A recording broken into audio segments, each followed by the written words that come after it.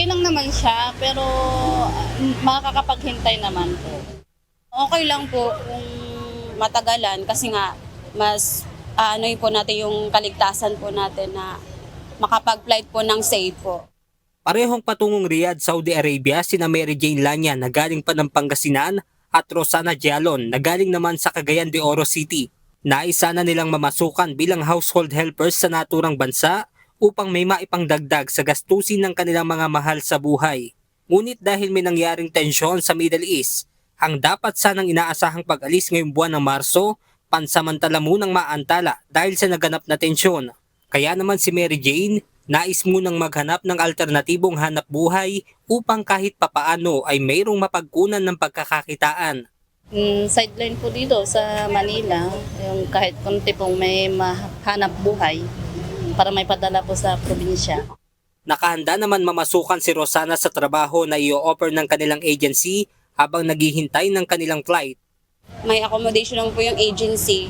Doon muna kami. Tapos pag gusto namin na mag-work muna, may local naman po na mapapasukan muna kung hindi agad-agad makakalipad para po sa makapagpadala din po ng pera sa mga anak sa Pilipinas sa Cagayan. Ayon kay Department of Migrant Workers Secretary Hans Leo Kakdak, sa ngayon ay sarado pa rin ang airspace at may ilang airports din ang nasira sa ilang lugar sa Middle East dahil sa mga pag-atake. Bunsod nito, hindi muna inirekomenda ng pamahalaan ng Pilipinas ang pagpapadala ng overseas Filipino workers sa mga apektadong lugar. Alert level 2 is good enough to impose a deployment ban, especially for newly hired workers, alert level 2. So at the DMW side, we will take appropriate action to enforce or to implement the alert levels. Tiniyak naman ng OWA na magbibigay sila ng tulong sa mga OFW na hindi natuloy ang paglipad patungong Middle East.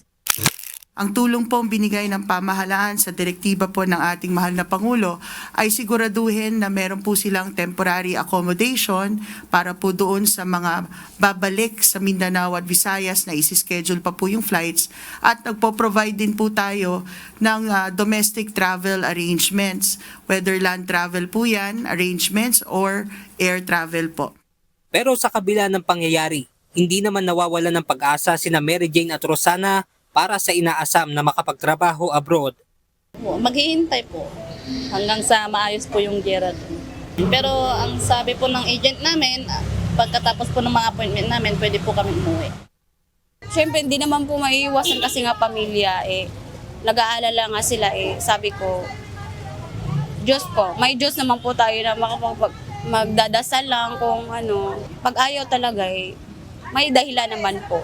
Kung ano po yung desisyon ko, suportado naman po ng pamilya ko. Benedict Samson, UNTV News and Rescue. Diyos ang aming sandigan, serbisyo publiko ang aming pinahahalagahan.